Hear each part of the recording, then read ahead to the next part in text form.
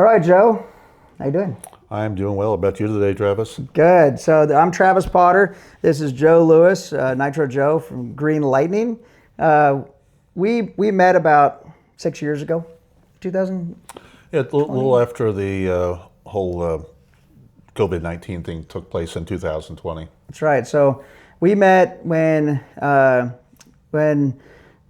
one of the people that we were working with was working on some biological stuff. You guys were in the same orange field, working trying to figure out how to make oranges not have greening disease. We got introduced through that, and I was blown away. And I was like, okay, what is this technology, and how can I use it for organic agriculture? At the time, I thought, well, it's just air and water. Why couldn't it be organic? But at the same time, we were also on a for us, we were doing beverage stuff, we were doing livestock stuff, we had crops. We're trying to figure out how we're going to feed the world as the population grows.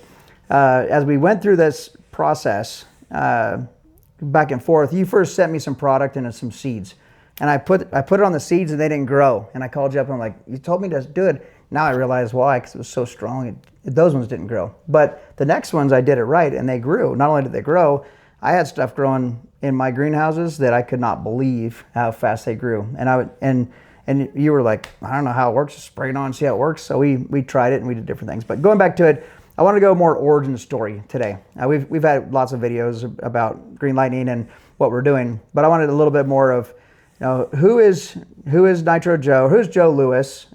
Where did you come from? And how did you get into this technology? We'll start off with, you are a Florida native. I am. I'm from Fort Lauderdale originally, and grew up in the marine industry down there. I went into the service when I was 20, rode submarines for about 5 years, and got out, went back into the marine industry, and shortly after 2001, I decided I wanted to do something different and jumped into alternative energy. And one thing morphed into another. Initially, I was working with hydrogen. We were building engines to run strictly on hydrogen. Then I worked on hydrogen fueling systems that would make engines run better, that using it as a secondary fuel. And then finally, around 2010, I had a fellow call me up and say, hey, you interested in working with us? They had just recently procured a plasma technology where they could strip the hydrogen out of natural gas. And they spent a lot of money for it, and they really didn't even know how to turn it on. They had visions of grandeur that it was going to be, the biggest thing out there. And it turned out to be a pretty big thing, but it needed a lot of development work. And along the way, I learned all the do's and don'ts about how to operate with the plasma. And that company ended up getting spun off, sold to a fuel cell company. They use it to this day to run solid oxide fuel cells. Some years after that, I worked at the emissions control work using plasma again, and that finally converted into making oxides of nitrogen that we were going to use for agricultural purposes. And I remember back about the time that we met in 2020, I'd been doing it a couple of years at that point, and I was looking back at some pictures I had on my phone recently.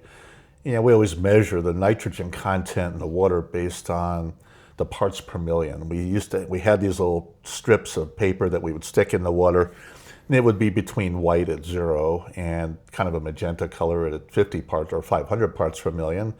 And we went from 0 to 30, and I said, yay, we hit the big time. You made something. Yeah, and back then that was a pretty big deal.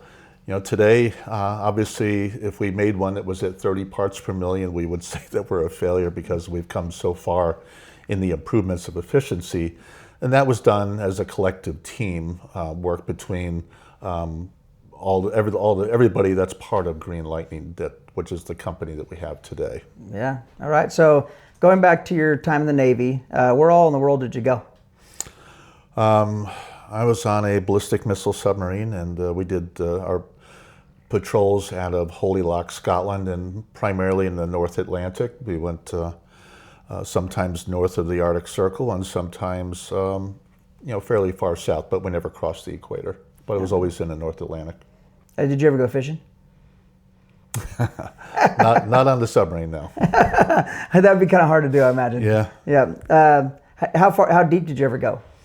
Well, that I could never talk about while I was in the service, and I'm going to assume, even though my submarine has been retired from service at this point, the only thing I can say is that we went 700 feet, and beyond that was confidential. Okay. So that's and you have a son that's also been in the Navy. Yes, my son, who has the same name as I do, he just retired from 21 years of riding submarines, and he was attached to 4 different fast attack boats. And he just recently joined the company with us, and I'm so excited to have him here. He brings a very different thought process and a very different sense of disciplines to the table that we desperately needed. Yep. So whether it's you or anybody else, what is it like being underneath the water, where you see a different world? Well, the world that you see is just what's inside the compartment that you're in at the time. You know, we make our own air, we make our own water. We have a steel hull, and we have some tiled floors and bunks to lay on when we're tired. And other than that, it's a lot of sophisticated control systems. So, but you really get to know the people that you work with very, very well. And there's a lot of the people that I met when I was in my time in the service remain among my best friends to this day, and I've been out of the service for over 35 years. So so along with the friends, but the other one is you probably think about oxygen a little bit, being underneath the water. That you do. Yep, and maybe even nitrogen, because you had too much nitrogen, you're probably not going to breathe as much. Well, you have to. The nitrogen-oxygen ratio is always fairly well balanced. We made our own oxygen on board, and we scrubbed out the CO2, and that got discharged. But we would use seawater through electrolysis to take out the oxygen, and the hydrogen, which is be a waste product for us at that point there, just went back out into the ocean. So in that process, as a young man, you were already learning what you were going to be doing in the future. Yeah, unbeknownst to me at that time, yes. Part of being in the submarine service is you have to have a clear understanding of every part of the different mechanisms that make a submarine work, whether it's oxygen generation, whether it's torpedo or missile fire control, or whether it's nuclear propulsion. We had to learn everything aspects. So along the line, you figure out, okay, how to make oxygen. Well, that came into play later in my career when I decided to change what it was that I do, and to make oxygen, or to make hydrogen in one case, and ultimately we end up finding ourselves making oxides of nitrogen, which is what we're doing today. So tell us a little bit about hydrogen engines, and how do you break hydrogen? Like, what's the process, and is it really that efficient or not? Well, there's a handful of different methodologies of creating hydrogen. One is that has some popularity to it is through electrolysis, and that's where you put a little bit of let's call it salt into a water, and think of a battery working in reverse, where you put power in the 2 terminals and you have gases come out, and those gases are going to be represented as hydrogen and oxygen, and that's how a lot of the electrolysis systems work. So that's one methodology. Another one is through steam methane reforming, where you take natural gas and use use part of the natural gas to create heat. Then the other part is you're going to separate the some of the additional hydrogen that's in the water through a transformation where you break in the covalent bond between hydrogen and oxygen. So to stop you real quick, what is a covalent bond? That's the electrical bond. We'll call it the electrical bond for people who don't understand, but it holds oxygen and hydrogen together. Okay. So it's a very tough bond to break. Yeah, water is one of the hardest things to break. If it was easy, all of our vehicles would be running on water instead of gasoline. Gasoline has a much simpler covalent bond which we can break apart, and we can convert that into chemical energy and makes the car go down the street. to try to do the same thing with natural gas and then separate it into oxygen and nitrogen, or oxygen hydrogen, is a lot more challenging. And that was how I got started in the plasma side of the industry, was that we were taking pipeline natural gas, which sometimes had sulfur contamination and other components in it. We would run the natural gas along with a little bit of oxygen through it to create a process called partial oxidation. And partial oxidation implies that we're going to have just enough oxygen to bond one oxygen molecule with one carbon molecule, which CO is what that would be. So we would end up with CH4 and oxygen, and we would come out with what they call synthesis gas, which is hydrogen and carbon monoxide. And that's what solid oxide fuel cells run on. And so it was harder to do process than it sounds. Plasma was a precursor to making the whole system work. What it would basically do is it would set up the heavy lifting work to be done with a specialized catalyst after. So it would loosen it up a bit? Yeah, so in the catalyst, it would allow the catalyst to run at a much more fuel-rich environment for that partial oxidation. If you tried to run a partial oxidation process without pre-treating the gas with plasma, it would shut down in a relatively short period of time. They couldn't sustain it. So the plasma would do that. Now, you also dealt with getting rid of, or helping out with tailpipes, right? Is that part of one of the projects you did?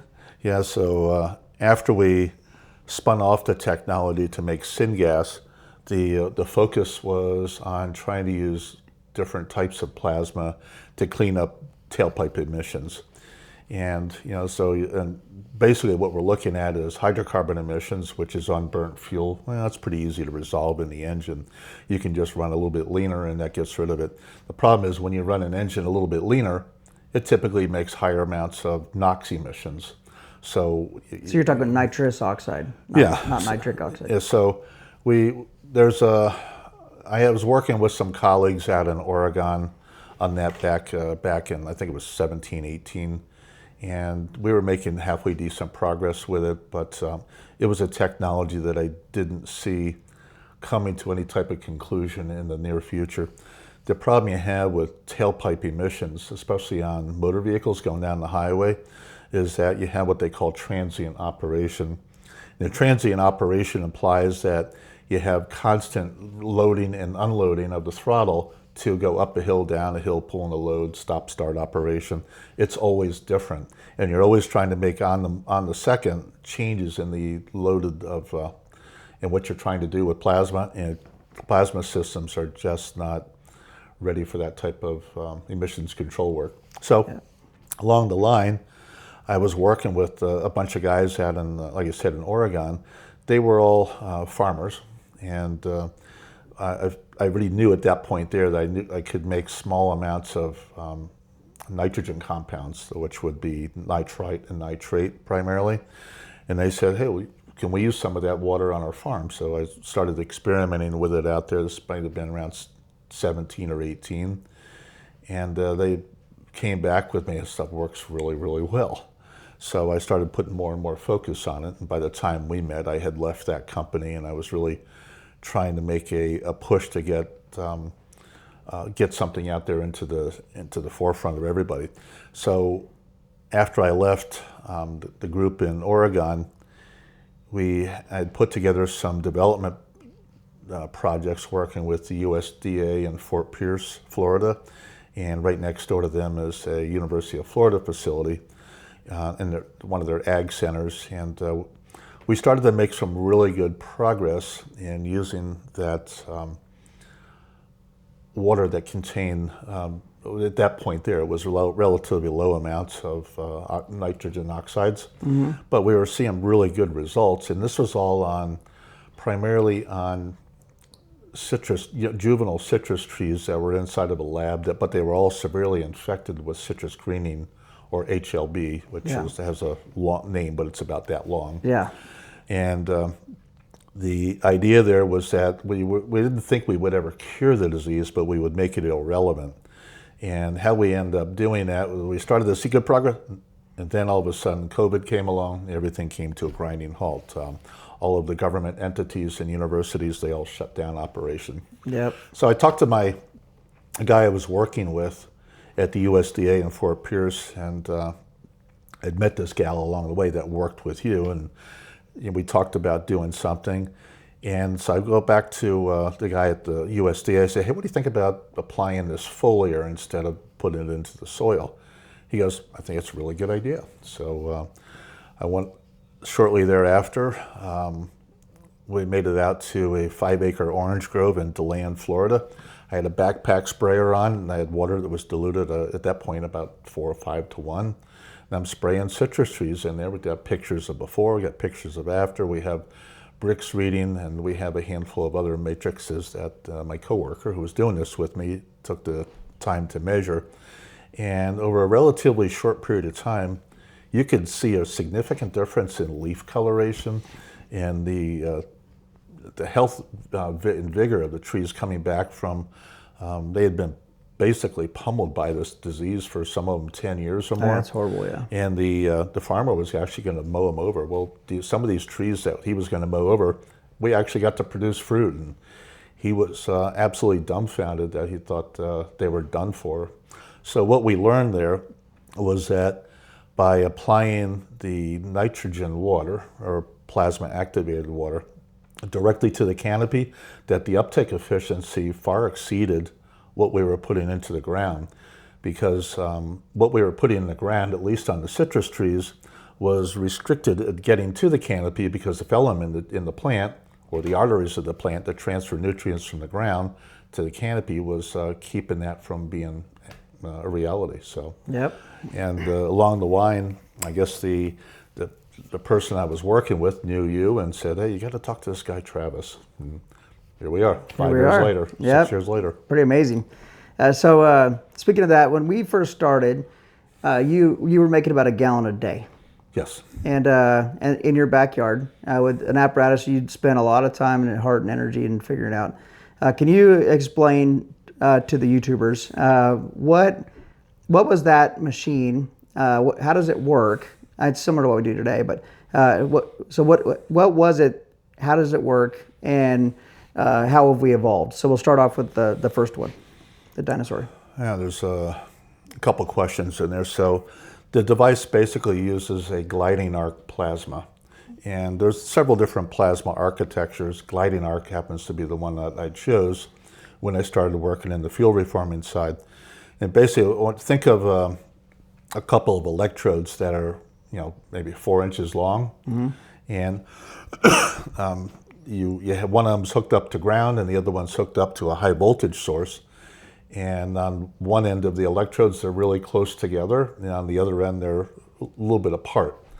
And what happens is when you connect the power to the one that holds the power to it, it creates a little electrical arc that connects it electronically or electrically to the ground one. Well, if you don't do anything with it, it just sits there. But as soon as you start to blow air through it or gas, it elongates that arc and forms a plasma field, which the plasma is not the electricity. The plasma is the actual gas, or in our case, air, which is all ionized at that point. So when you the atmosphere.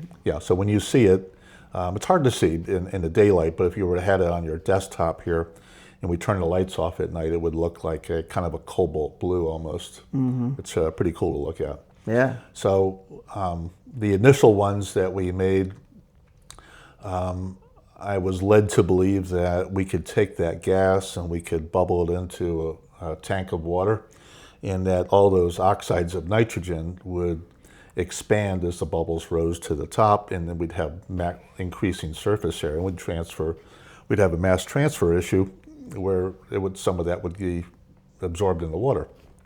And it worked. And along the way, I figured out there's got to be a better way to do this. There's a whole lot of people out there in the world that were focused on trying to make the bubbles smaller and smaller. Well, when you make the bubbles smaller and smaller, you need more pressure to push through there. So that was kind of a detrimental effect. So what I decided, excuse me, was why don't we make the water smaller? So I had this kind of an epiphany one day to make the water smaller and to push the water along with the air through the plasma discharge. And it was a really big deal overnight. We increased our concentration greater than 10x. And So now you're cooling down the blades, so they're also not like falling apart. that's a good point. Yeah. Traditionally, in a gliding arc type of plasma, what happens is the blades get heated up a lot, and you have to use a lot of exotic, expensive materials in order for that to work. So we knew that if we used water in there, that it would cool down the blades. And so we're able to use materials that are substantially less money. We're seeing little or no wear on them after years of operation at this point. And we're seeing really an absolute maximum amount of nitrogen oxides that we're making in the process. Yep. But that original one that sat on the porch had a small compressor on it, made a gallon of water a day at about 30 to 40 parts per million. And now we're making, we can make a gallon a minute. Pretty amazing, isn't So, yeah, it's come a long way. it? Yeah. It's been a team effort, but Well, me pushing and you pulling, but we eventually got there. And yeah, I remember you tell me one day that, hey, we got somebody who wants to buy a couple containers. You need to have them ready in September. And I go, what? And I knew the containers were going to be 500 gallons a day. And at the point, I think we were making 25 or 100 gallons a day, or whatever it was. So it was Yeah. a pretty big stretch. But you know what? Sales made the engineering side of it pushed us to get it done. yeah, And now we're in a position where not only can we make 500, we can make 5,000 gallons a day. or But we- 50,000 if we wanted Yeah, to. that makes no difference. Yeah. We can, and we can make it as concentrations of oxides and nitrogen. They're so far more than what they were when we started. It's not even recognizable. So going back to that is we had farmers that bought machines from us a couple of years ago. We had done some trials in the beginning, and then we saw good results, and then we got into farmers buying them from us. Back then, we had a pretty good idea. We had an air compressor. We were doing 6 heads. We were producing 100 gallons. First we did 200 gallons, but we realized that was way too much water. We brought it down to 100, and then we started putting it on fields, and it was good. Like we saw some really good results, and then they got clogged up, and we're like, oh shoot, we had to go back to the drawing board on some things. Water was a big one, so that was one. So since then we've had to deal with water. Water's been, as you call it, our Achilles heel.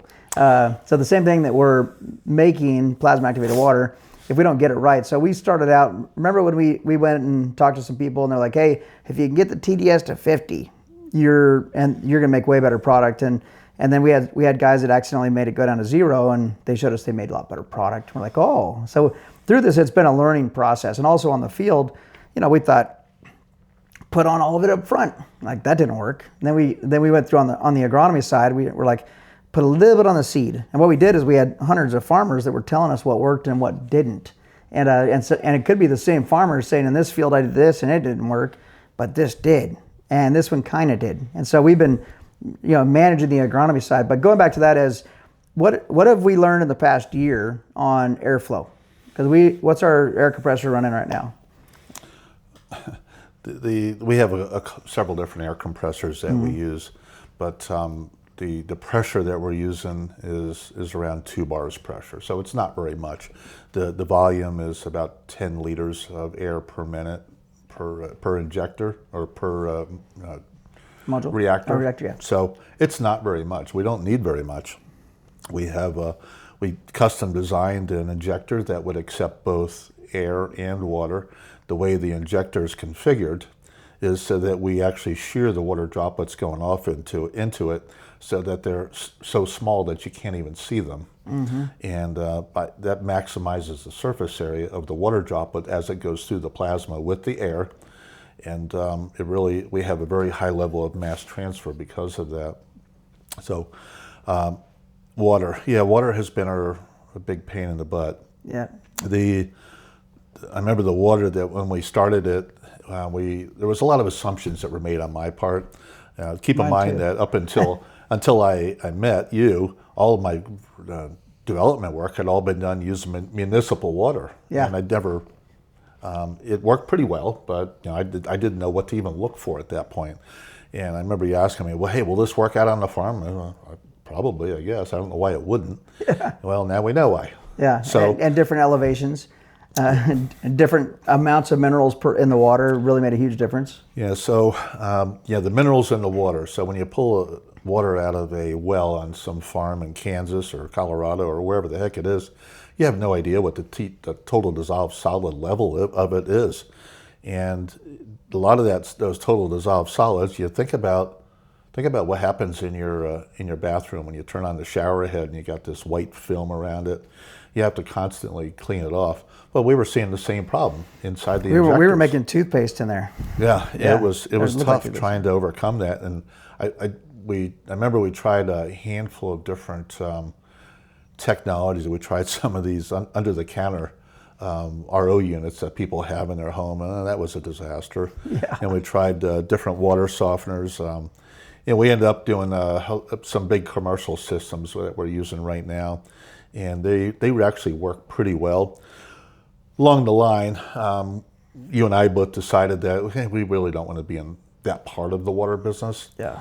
So it was nice to say goodbye to all the water treatment. We have customers out there that want to buy our technology that'll take care of the water, and it really should be their responsibility. They're the ones that are setting them up, building them into whatever they're going to do, and they can change the filters on their schedule and make sure that things operate right. DIY nitrogen means that you got to pay attention to it, and you got to do some stuff. So going back to that is before we even started here, you had already been working on patents with our attorney. So how many patents have you done so far? Any idea? Well, I think we have 10, 11, something like that. And then we're filed in over 35, 40 countries at the moment. Yep. So that no matter where we take our technology globally, we're in a secure place. There's a lot more countries than 35 or 40, but we tended to pick the countries that have an industrialized infrastructure already put in place. Those are the ones that you don't want to have, hey, look at this really cool gadget here, let's copy it and make it.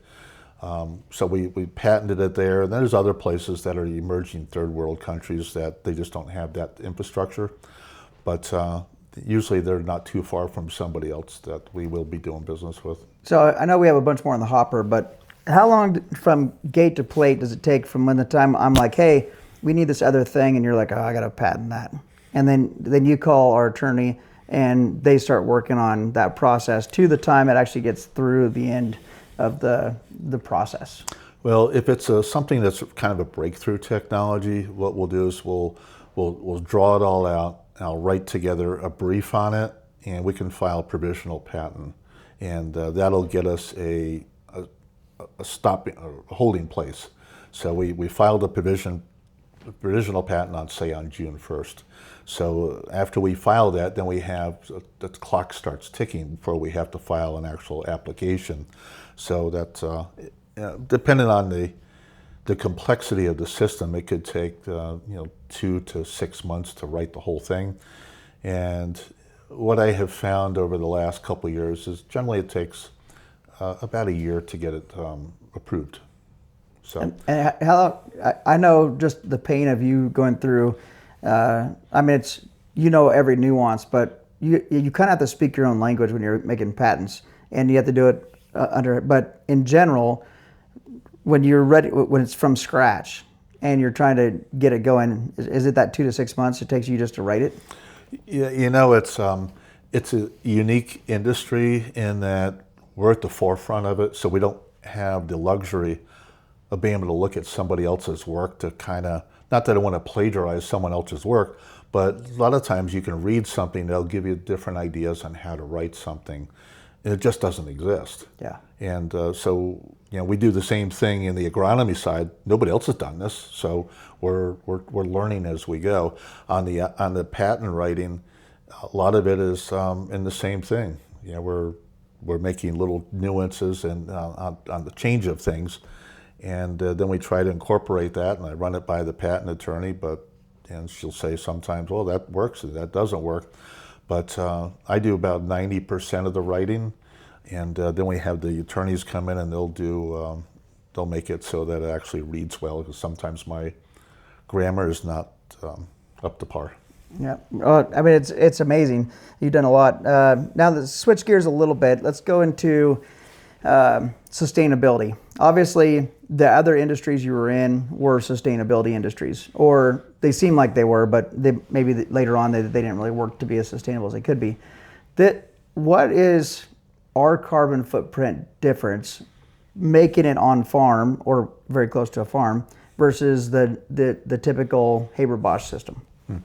That's a great question. I did the math on that a couple months ago, and if you go on to any of the big fertilizers website, a lot of them will be really honest with you. They're going to say, hey, our carbon footprint is this. And they're going to say that for every pound of nitrogen that makes it from here all the way to the market, it's about 9.2 to 9.5 pounds of CO2 are produced. That's a pretty big So that's about a ton swing of CO2 for an acre of corn worth of nitrogen. Yeah. So if you look at ours, in order to do that same acre, we're about a 98-99% reduction in the carbon footprint. It's it's not even close. And if you have solar panels or some hydro or whatever, Where you have a zero carbon footprint. yeah, you just wipe it out. Yeah. Yeah, pretty amazing. Now, on the other side of it, when we put it on the ground, it's building carbon because it's making the roots grow. So it's a double whammy. Like it's for carbon, it's increasing our soil quality. It's adding value to the soil from a regenerative perspective, and we're not having to drive it all around the world to get it there. I mean, if a guy's 20 miles away, yeah, he drove his vehicle to get there. Tractor's putting it on, but in general, the plants will seek out our nitrogen, and they'll shy away from the synthetic nitrogen because it's a salt. Yeah. So well, we saw that the guys in Australia said that they had cows that they put on their pasture, and they were strip grazing, mob grazing, and they put them on, and these are dairy cows. They would graze it, and then they did it with green lightning. Then they did it with UAN 28, with their typical conventional. Then they did it with green lightning. They went to this one, they liked it so much. They put in the next one, they didn't like it. They actually jumped the fence, the electric fence, to get to the other one because it tasted better. But I think there's something to do. No ammonia, almost none, and no salt. And so that's another one is going into testing. We've been back and forth on testing. What is this? Why does it work like it does? We know if we put more than 25 gallons on at a time, it doesn't work the same. Like it's too hot, and it shouldn't be. Like there's an energy part of it. But going back to it is when normal nitrogen is tested, it's salt based. So if they're doing a fertilizer test, it's based off the salts, correct? Sure. Ours, there's no salt in it other than from the air, which is almost no salt, correct? That's correct. So if that's the case, if you're testing it based off of salt-based theories, does it work? Ours works really well. It works. So the other day we sent it in, and we tested it as water, we tested it as fertilizer, nothing. We sent it as a compost test. Did I tell you about this? No, I don't think I heard this one. It came in, instead of 25 milligrams per liter like the one underneath it, which is the same test, came in 345,000 parts per million. Wow. But the difference was we tested it as a compost, but we can see it. We actually had legitimate nitrogen. And we're like, oh, there it is. You've been saying all along. You said, this is more geek stuff, but you said every time we go down a pH, how much nitrogen do you think it is? Well, typically the way the pH scale works is every time we lower go from 5 pH to 4 pH, it's a 10x difference in the amount of hydrogen that's in the water. So if we're measuring our water in, let's say, nitric acid, it's a 10x increase from going from 4 to 5, or 5 to 4, 4 to 3, and so on. So we can make some assumptions on that if we knew exactly what the ratio of nitric acid, nitrous acid, nitrate, nitrite, and hydronium that we have in the water, but we don't have that type of analytical equipment in-house as of yet. Yeah. So speaking of that, so nitric acid comes from the atmosphere. We're breathing right now. How do we get that? Very low. Very low. Yeah. But how do we get that in our product? In the because of the type of plasma that we have, which is a gliding arc plasma, it's considered to be a quasi-thermal. So, Which means? Well, you have thermal plasmas and you have non-thermal plasmas. So hot and cold. Yeah, so hot would imply that the gas temperature is in equilibrium to the electron temperature that we're, so that part of the plasma, which is at the very top of that gliding arc electrodes, and that once you get below that, it switches into a cool plasma. It gets in, it's not in equilibrium with so that's the why it's called surrounding quasi. gases. Yes. Yep. So what happens is, because we're pushing water through there also, now we have a hydrogen source. So we break that covalent bond on that. Now we have some hydrogen, we have some more additional oxygen to work with, and we make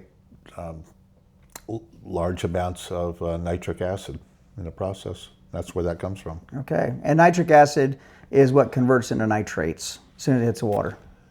Yes. Yep. So or nitrites, but if it's under 4 pH, it's primarily nitrate. What's our ratio of nitrate to nitrite typically?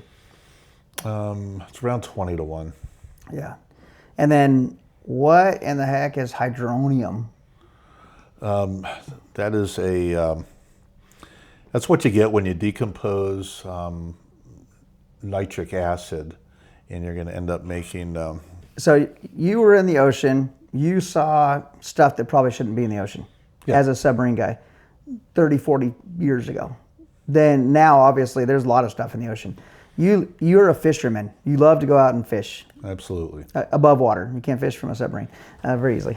But as you live in Florida, why is it important for you to reduce chemical runoff? That's a near and dear issue to my heart. So as a saltwater fisherman, I live right on the water. I live in Daytona Beach. And every year, we get lots of nitrogen is released from a couple different sources. A lot of it comes from the Mississippi River, goes out into the Gulf of Mexico, makes its way over onto the west coast of Florida, and a lot of it comes from a release of sugarcane farms in and around Lake Okeechobee. What happens is they release large amounts of nitrates into the water from what's run off from farming, and they also have other nutrients in there. But what it ends up doing is it turns the intercoastal waterway, which is either brackish or saltwater throughout the east coast of Florida. There's places where it actually looks like you're driving in guacamole. It's just awful. It suffocates all the fish, manatees, both turtles, everything gets killed from it. And it's just getting worse and worse every year. It's got so bad that a lot of the fertilizer companies are not allowed to expel products or put it on grass or anything like that within X distance of the intercoastal waterway, for fear that it's going to run off and turn into that guacamole-looking algae that we see every year. Yep. So the really neat thing about our product, we spray it on, whether it's on turf grass or whether it's on citrus trees in Florida, doesn't make any difference. The uptake efficiency is almost 100% immediately. So it's like fire against fire, using fire to fight fire. Yeah. So by us putting high nitrate water on the plant, it's going directly in it, where typical nitrogen is not that much nitrate, it's more of everything else that later on converts to nitrate, and it does it downstream instead of right where the plant needs it. So that nitrate that converts into ammonium in the plant and then into amino acids, that process is much faster. It doesn't. So instead of the salt carrying it to the waterways, because there's no salt in it, that's why. I mean, guacamole is wonderful on your burrito, but not in the ocean. Right? Not at least the look of it. Isn't that the truth? Yep. So, and there's also phosphorus. That's another part of that, and that's why we're working on some of our other projects for figuring out how to get rid of the phosphorus issues. But the nitrate, it influences the health and well-being of the atmosphere, or the waterways, the rivers, the ponds, everything is affected by it. You bring up phosphorus. There's so many of the farms in Florida that have been spraying NPK solutions on their farms for years. There's legacy phosphorus that's just sitting there. Yeah, I was talking to some farmers in the Midwest, and they said that there's over 80 years of phosphorus on their ground. It just happens to be locked up. They can't use it. And then we had some tests done in England and in Pennsylvania the other day that showed we actually were able to get more phosphorus in our crop, even though we didn't add it. So somehow, not just nitrate, but something else we're doing to the plants, making it healthier, and it's actually mining some of that excess phosphorus that if they don't have to put as much phosphorus on it, saves money for the farmer, and it's not going in the water, because the algae bloom is a combination of phosphorus and nitrogen. It's not just nitrogen. If anything, it's more phosphorus than nitrogen. Everybody thinks of fuel and carbon fuels are the number one polluter in the world. Farming operations are the number one polluter worldwide for our waterways. So let's just say you, Joe Lewis, are going to look out 50 years from right now. So it's the year is 2076. What do the waterways look like, and what does farming look like from your perspective using our technology? Well, I see the eventual complete elimination of synthetic nitrogen, and I see that the plasma technologies, whether it's ours or a combination of ours plus somebody else's, is going to be the status quo of how it's going to be made from that point on. So the new standard. Yeah. Yeah. I don't see an option. So some people call our stuff synthetic anyways, but it's not. I mean, we're taking it from the air. And you said before you did send gases, so you did synthetic gases. You know how to do that.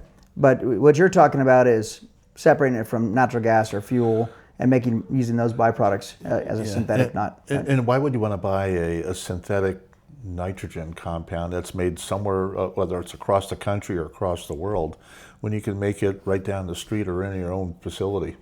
Yeah, I mean, since I've known you, COVID made nitrogen almost unavailable for people all over the world. In Europe, there were major problems. 2021, 22, major problems with nitrogen. And my personal family goal is to feed more people. I got a big family. I want to feed more people, right? Yours is to clean up the environment and do it with cool technologies. So together, it's like peanut butter and jelly. But going back to that is using this technology, we're going to do it. What other technologies will change the world in a good way? And this is a loaded question, but... Well, obviously there's a whole lot of... what we're going to do is, and because our product is so vastly different from the status quo of nitrogen, the delivery mechanisms are going to change to have to adopt to it. And I think you're going to see more widespread usage of drones and boom sprayers to apply it. And you're going to see much more effectiveness of trying to grow things, whether they're in hydroponics or greenhouse type operations too. One thing to think about is that with synthetic, you're more of an agronomist than I am, but with synthetic nitrogen, the limitations of use have always been that you really don't want to go into the foliar treatment side of it. So when you take the salt compound out of it, you're not burning the crops anymore. Yep. We have the best juice in town. Yep. So go back to the kind of the future stuff. We've been working on the filling stations. Yeah. So let's just call it a gas station that doesn't have gas. It has our product with some other bells and whistles and some other things that's going to eliminate P and K and all these things. We were doing the math. You lived in Iowa for a little bit. I did. How long did you live there? A couple of years. Yeah. So when you were there, what did you see everywhere you went? Corn and soy and lots of chemicals. And corn and soy and lots of chemicals, yeah. Yeah. So it's my ancestors all come from there. The Potters, the Houstons, the Thorntons, my wife's families, they were all from there. And so being from there, they also had Parkinson's. Both my grandpas had Parkinson's. We had lots of issues. The other day I heard that Iowa is the #1 cancer state. Yep. It is just so sad, but there's a way to clean that up. And so we were doing the math on it. We need 1,000 filling stations doing 5,000 gallons a day for Iowa. Is it possible? Absolutely it is. And so It's going to take a lot of work, but it's possible. yeah, but going back to the technology, you're confident now with what we know that that can absolutely be done.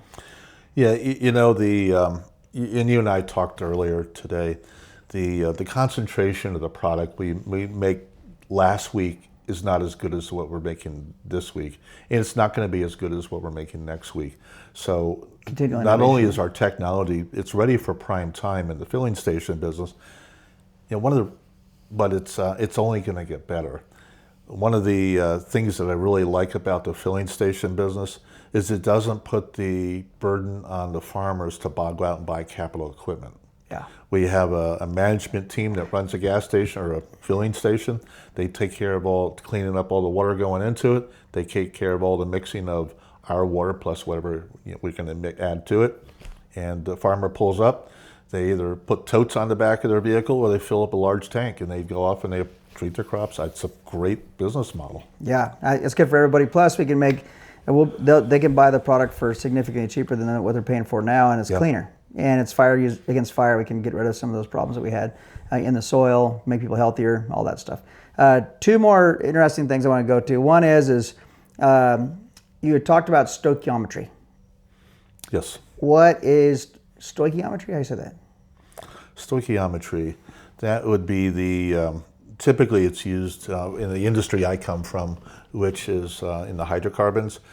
It's a ratio of hydrogen, and for me it is a ratio of hydrogen and oxygen in order to have, or hydrocarbon and oxygen as the accelerant, to come up with 100% combustion efficiencies, which means that the only thing you're going to make if you run it stoichiometry of 0 is you're going to have nothing but CO2 and water.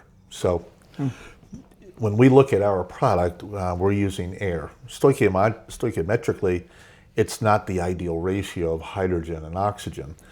We're upside down. The amount of nitrogen that we have versus the amount of oxygen that we have in the atmosphere, with 20% of it being oxygen, and we're trying to make NO3, we're at a disadvantage. So we need 3 O's to 1 N. that's correct. Yeah. So we are working on the modification of the stoichiometric mixture of air, of what we'll call it enriched air. Yep. So, Okay. and that will only make the product that we have more highly concentrated.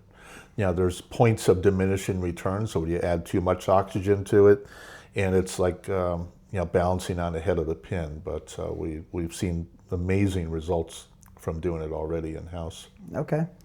And then, real quick, what do you think plasma is in general? Plasma is ionized gas. Nothing more than that. So when you look at a fluorescent bulb, you see the long tube. That's all the gas that's inside of it that's been electrified.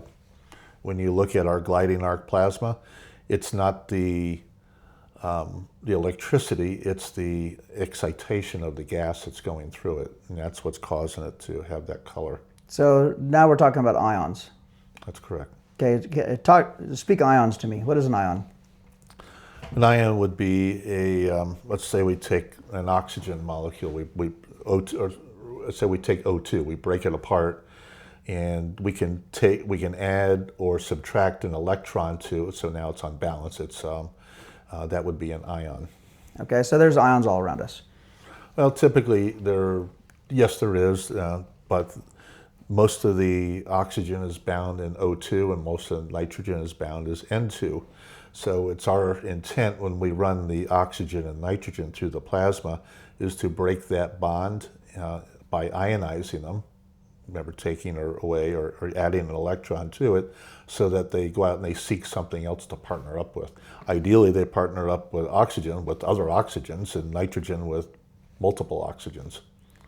So I was reading up on ions, and they say that whenever you're by the beach, there's a significant amount of ions as the ocean comes back and forth. And that's why you always feel better at the beach. Do you agree with that? Yes, as a matter of fact, I'm going home next week, and I was just thinking about exactly that, going down to the beach and putting my feet in the sand. And neutralizing the charge that's in my body. So from getting grounded, walking around and then exactly. getting some good vibes. Yep. And I know I'll sleep better that night. Yeah, whenever you go to the beach, you always sleep like $1,000,000. True that. Yeah. So they say waterfalls are the same thing. When you get a storm, it's the same thing. The last big question I had was we call it green lightning because there's a greening effect after a lightning storm. Yes.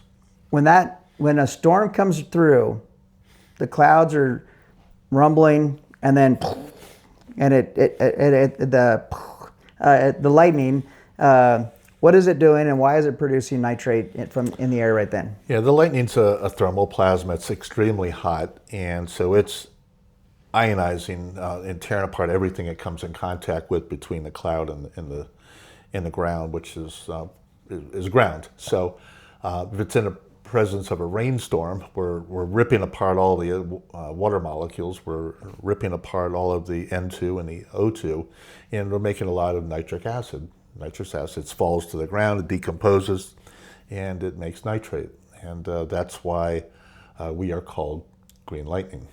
So with that being said, your background, it's kind of a conclusion, but with your background being distributing stuff in the marine industry, engines, going and being a submarine guy, being around water, understanding hydrogen and oxygen and nitrogen, how it works, mixed with being in Florida, which you have probably the most lightning strikes of any other state in the country, it's created you to understand what you're doing. So your life work and where you've been around has molded our ability to create these machines to feed the world.